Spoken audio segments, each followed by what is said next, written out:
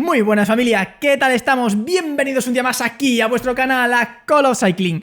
Hoy va a ser un vídeo ligeramente distinto, ya que la actualidad se impone y como ya habréis visto en la miniatura, vamos a hablar de el probable fichaje de Jonathan Narváez para el año que viene, que probablemente, como digo, sea compañero de Tadej Pogačar. Vamos a comentar esta noticia, al igual que también comentaremos, pues, ligeramente el drama que se está viviendo un poco en la Federación Ecuatoriana de Ciclismo, precisamente entre Narváez y Richard Carapaz. Y por supuesto analizaremos y resumiremos la etapa de hoy, la que acaba de suceder, la etapa número 19 del Giro de Italia, una etapa curiosa con un desenlace de lo más movidito. Así que si no os queréis perder ni un solo detalle de todas estas noticias, no os perdáis el vídeo de hoy. ¡Vamos allá!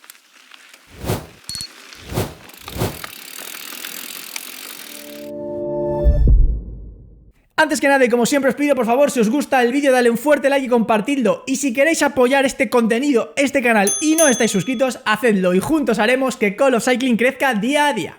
Bien, pues como comentábamos, vamos a empezar por la noticia que apareció ayer en diversos medios de comunicación, una noticia oficiosa ya que todavía no es oficial, pero ya se da prácticamente por cerrada, y no es otra que el fichaje de Jonathan Narváez por el equipo UAE. Es decir, Jonathan Narváez, compañero de Tadej Pogačar a partir del año 2025. Como todos sabréis, y quien no lo sepa ahora lo sabe, Jonathan Narváez acaba contrato con el equipo Ineos este año, este 2024, y aunque se le ha vinculado en los últimos meses bastante con el equipo Movistar, que tiene que reestructurar toda su estructura ya que va a perder a dos de sus principales corredores, como son Oyer Lazcano y Alex Aramburu, que ya comentaremos y hablaremos de ellos más adelante cuando haya más noticias, aunque también está bastante definido su futuro. Como digo, finalmente Jonathan Narváez parece haberse decidido por el equipo UAE. Esto es como ya lo comentamos en vídeos anteriores cuando hablamos al inicio de temporada de los fichajes. Cuando el UAE llama a tu puerta es difícil decirle que no. Tanto económicamente como el proyecto que te presentan es de lo más atractivo que te puedes encontrar. Es el mejor equipo del pelotón World Tour a día de hoy y es por tanto muy comprensible que Jonathan Narváez no haya dudado ni un solo segundo a la hora de unirse al equipo de Machín y Gianetti. Un proyecto que le va a venir muy bien a un Jonathan Narváez en el que probablemente tenga mayor peso y mayor protagonismo del que ha tenido en los últimos tiempos en el equipo Ineos. Y por supuesto también al equipo UAE le viene especialmente bien un corredor de las características del corredor ecuatoriano, ya que quizá era un poquito donde flojeaba, ¿no? Esos corredores para este tipo de carreras más tirando a clásicas o incluso la temporada de clásicas, esos corredores combativos que saben leer muy bien las carreras y meterse en los cortes correctos, y especialmente un corredor que tiene ese punch final que es necesario para acabar llevándose la victoria. Unas situaciones en las que a veces hemos visto ligeramente flojear al equipo UAE, ¿no? Corredores como por ejemplo Tim Wellens, que conseguían llegar en cabeza en estas clásicas, en estas carreras, pero que les faltaba ese último punch para conseguir convertir esa presencia final en una victoria. Quizá ahora con Jonathan Narváez el equipo UAE pueda compensar los pocos puntos flojos o quizá menos fuertes que tenía hasta ahora. A nivel de detalles en cuanto a duración del contrato o importe del mismo es algo que todavía no se sabe, como digo, no es oficial, pero sí se puede dar por oficioso, es decir, ya medios importantes como la Gacheta de los Sport lo estaban confirmando, es algo que entre los entendidos dentro del pelotón ya se da por hecho, pero que todavía no es oficial. Cuando se haga oficial y se den más detalles, pues también lo traeremos aquí, pero creo que era importante y relevante, sobre todo para la comunidad de este canal, una comunidad hispanoparlante, ¿no? Y con muchos aficionados en Ecuador, pues que estuvieran informados de esta grandísima noticia para muchos de ellos. Y esta buena noticia llega en un momento igual algo desagradable, ¿no? Como se ha encontrado Jonathan Narváez en los últimos días a raíz de la denuncia, o mejor dicho, la queja que puso Richard Carapaz ante el Ministerio de Deporte de Ecuador, quejándose en cuanto a la forma de selección del corredor que va a ir a los Juegos Olímpicos, es decir, del corredor ecuatoriano que va a defender a su país en los Juegos Olímpicos. Richard Carapaz básicamente se quejaba de que el sistema que habían elegido para elegir precisamente a ese corredor se había hecho de alguna manera para perjudicarlo o para favorecer a Jonathan Narváez. Básicamente creo que esto no es algo en contra de Jonathan Narváez, sino básicamente es esa guerra, parece que tiene particular Richard Carapaz con la Federación de Ciclismo de Ecuador. Que bueno, pues él piensa que ya desde hace 4 años, cuando recordemos en los Juegos Olímpicos anteriores, en los que Richard Carapaz es vigente campeón, por cierto, pues ya se quejó amargamente de que las condiciones que le habían dado la Federación Ecuatoriana al corredor pues no habían sido las correctas a nivel de material ni a nivel de apoyo y logístico, y que había sido gracias a su equipo de entonces, que era Ineos, que había podido disputar y ganar la carrera. Y bueno, pues ahora parece que o al menos así lo piensa él, que esa queja pública que hizo, ahora la federación se lo ha tomado mal y como represalia ha elegido un sistema para elegir al corredor que va a representar a Ecuador para perjudicarle. Básicamente ese sistema era el que más puntos consiguiera durante la temporada en la primera parte de la temporada, pero Richard dice pues que a él no se le informó de esta situación hasta bastante avanzada la temporada y que por tanto lo han hecho para perjudicarle. A partir de ahí, pues el propio Jonathan Narváez, que obviamente es directamente implicado, ya que va a ser el elegido para representar a su país en los Juegos Olímpicos, pues obviamente envió una carta también, un mensaje al Ministerio de Deportes diciendo pues que al final él tenía derecho a defender a su país, él cumplía con los requisitos y que debían respetarlo. Como digo, es una situación desagradable porque al final es de una buena noticia, ¿no?, que debe ser poder representar a tu país este tipo de disputa. Es una pena que Ecuador solo tenga un cupo, es decir, un corredor que vaya a representarlos y que tenga que decidir, por tanto, entre Jonathan Narváez y Richard Carapaz.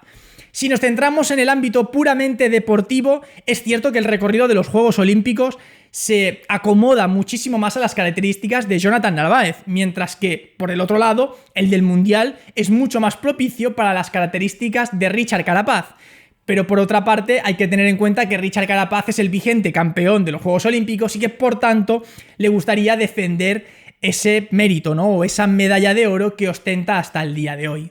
Como digo, es un tema delicado y que probablemente los aficionados ecuatorianos tengan más información y estaré encantado de que la compartan y dejen sus opiniones en comentarios. Es un tema, como digo, delicado y triste porque al final de una buena noticia al final se acaba generando un debate, pero la verdad es que es algo bastante común. Lo estamos viendo ahora en Ecuador, pero seguramente acabará pasando también en el resto de países cuando se vayan anunciando los corredores que irán, porque siempre suele haber problemas de este tipo. Bueno, pues una vez que ya hemos dado esta noticia, hemos comentado la actualidad, vamos a centrarnos también en la actualidad de esta misma tarde, de lo que ha sucedido en el Giro de Italia en la etapa número 19. Una etapa, como digo, exigente, con una parte final bastante movidita y que además venía con un condicionante muy importante, y es la etapa de mañana. Mañana tenemos una etapa durísima, una etapa con un doble ascenso al monte Grappa, y que ahí probablemente los de la general, los favoritas, quieran luchar por la etapa. Una etapa, por supuesto, que Tadej y Pogačar seguramente se va a querer llevar. Y por tanto, el pelotón tenía muchos visos de querer, pues, aguantar, de querer conservar fuerzas para la guerra que vendría mañana. Y así ha sido, porque desde un principio hemos visto que había mucho interés en generar la fuga. Ha habido durante muchos kilómetros una lucha importante por conseguir meterse en la fuga. Finalmente se ha acabado conformando una fuga grande de 19 corredores con nombres importantes y ya habituales, como son, por ejemplo, Julian Alaphilippe, como son el propio Jonathan Narváez, como son Pelayo Sánchez, como Luke Plapp y otros muchos corredores. Y así a 55 kilómetros para meta, en el ascenso al paso Durón, en las rampas más duras del 14%, hemos visto como un grupo de 4 corredores iba por delante de la fuga. Esos corredores eran Julian Alaphilippe, Taroggi, Jonathan Narváez y Georg Stenhauser, que cogían unos segundos de diferencia del resto de la fuga. En esos momentos el pelotón estaba ya a más de 8 minutos, dejando muy claro que la etapa de hoy no iba con los principales favoritos en la general. 10 kilómetros más adelante, a 40 para meta, se le han sumado 3 corredores más a esta fuga de 4. Pelayo Sánchez, Quentin Hermans y Andrea Vendrame han conseguido llegar y conformar una fuga de 7 corredores. En ese momento ya estaban a 40 segundos del segundo grupo de la fuga, de los corredores que se habían quedado, y a más de 10 minutos y medio del pelotón, que seguía perdiendo tiempo. A 30 kilómetros para meta, en el descenso del puerto de Sella Valcada, ha sido Andrea Vendrame, el italiano del Decathlon AG2R, el que, aprovechando las condiciones de lluvia y las condiciones, como digo, delicadas del asfalto, ha arriesgado más y ha conseguido sacar unos segundos a estos corredores con los que compartía fuga. Unos segundos que ha ido aumentando poco a poco. A partir de ahí, ciertos corredores como Alaphilippe o Jonathan Narváez han intentado saltar a por él, pero finalmente han conseguido ser absorbidos una vez más por el resto de corredores de la fuga, que han empezado a pelearse entre ellos. A 20 kilómetros para meta, Andrea Vendrame estaba ya a 40 segundos de sus perseguidores. Sus perseguidores en estos momentos eran Julian Alaphilippe, Jonathan Narváez, Luke Plapp, Steinhauser y Pelayo Sánchez. Por detrás el pelotón estaba ya a más de 13 minutos de este grupo e intercalados había otros muchos corredores de la fuga inicial. A 14 kilómetros de meta, Andrea Vendrame ha iniciado el ascenso al último puerto, a la Cima Spada, un puerto largo de más de 11 kilómetros al 4,4 de media, pero bastante engañoso porque todo se acumulaba en los últimos 3 kilómetros que tenían un porcentaje medio del 8%. En estos momentos Vendrame sacaba ya 1 minuto de distancia al segundo grupo. 4 kilómetros más adelante, a 10 para meta, Georg Steinhauser, el corredor alemán, el jovencísimo corredor alemán que ya ha sido uno de los protagonistas de este Giro de Italia, ha saltado del segundo grupo y ha intentado dar caza a Vendrame. No obstante, el corredor italiano está fuertísimo y todavía le aventaja en más de 1 minuto. Por detrás, el resto de corredores de la fuga como Alaphilippe, Luke Plapp o Pelayo Sánchez, al igual que Jonathan Narváez, están perdiendo ya 20 segundos con el corredor alemán. En estos momentos el pelotón está ya a más de 15 minutos y completamente desentendido de la carrera. A 7 kilómetros de meta, Vendrame consigue coronar el puerto y ya encara la última parte hasta meta, que es completamente plana. Por detrás, Pelayo Sánchez, que había saltado desde el grupo y había conseguido atrapar a Steinhauser, va en segunda posición, pero a más de 1 minuto de Vendrame. Como digo, Steinhauser en medio y el resto de la fuga, Alaphilippe, Narváez y Luke Plapp intercalados. Y una vez finalizada esta última parte llana, Andrea Vendrame entra celebrando su primera victoria en el Giro de Italia, en un auténtico carrerón que ha hecho el corredor italiano y que confirma el buen estado de forma que ya nos enseñó y nos dejó ver en el Tour de Romandía. Una victoria más para el Decathlon AG2R, que está haciendo una temporada espectacular a lomos de sus nuevas Van Rysel.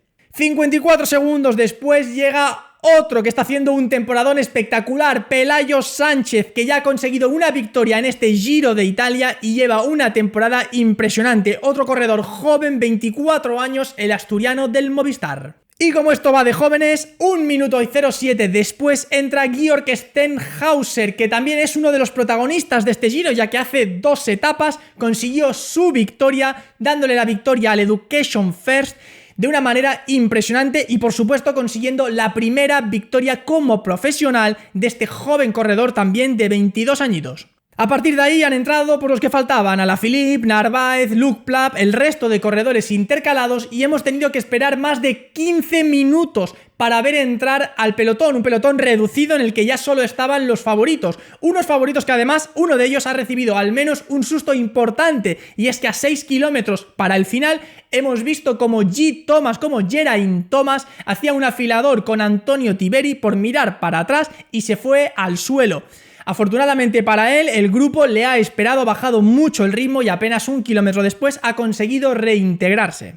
Bien, pues si analizamos cómo ha quedado la clasificación de la etapa de hoy, vemos lo siguiente. Andrea Vendrame, el corredor italiano, ha sido el ganador, quedando segundo Pelayo Sánchez a 54 segundos, tercero Georg Steinhauser a 1.07 y cuarto Jonathan Narváez a 2.27, con el mismo tiempo que Luke Plapp. 3 segundos después, a 2.30, han entrado Simone Velasco, Jan Tratnik, Michael Valgren, Julian Alaphilippe ha sido noveno a 2.32 y cerrando el top 10, Quentin Hermans a 3.52. Como digo, el pelotón ha entrado a casi 16 minutos, 15.56, donde han entrado todos los favoritos y no ha habido ninguna sorpresa. Si analizamos el top 10 de la clasificación general, vemos lo siguiente. Tadej Pogačar es el gran líder, sacando 7 minutos y 42 segundos a Dani Martínez. Tercero, Geraint Thomas a 8.04, seguido de Ben O'Connor, cuarto a 9.47. Quinto, Antonio Tiberi a 10.29. Sexto, Timen Arensman a 11.10. Séptimo, Román Bardet a 12 minutos 42 segundos. Octavo, Einer Rubio a 13.33. Noveno, Filippo Zana a 13.52. Y cerrando el top 10, Jan Hirt a 14.44. Y antes de acabar este vídeo vamos a analizar la etapa de mañana, porque como os he dicho es un auténtico etapón. Como estaréis viendo en pantalla, se trata de un doble paso por el monte Grappa. Un puerto de más de 18 kilómetros al 8,1% de media. Una auténtica barbaridad. Y que la meta se encuentra justamente al final del descenso del segundo paso. Por tanto, vamos a ver mañana una carrera, una etapa, mejor dicho, para los grandes escaladores, pero que además puede tener sorpresas en la parte final, ya que como continúe la lluvia que hemos tenido en los últimos días, en la bajada, si está apretada, puede ser realmente dramática. Como siempre os pido, si os ha gustado el vídeo, os ha parecido interesante, por favor dale un fuerte like y compartidlo con quien le pueda interesar. Si no estás suscrito al canal, ¿a qué esperas? Si te gusta el ciclismo, este es tu canal. Por mi parte esto ha sido todo en el vídeo de hoy, pero nos vemos mañana para hacer el análisis y resumen de este etapón que nos espera. Hasta entonces me despido. ¡Adiós!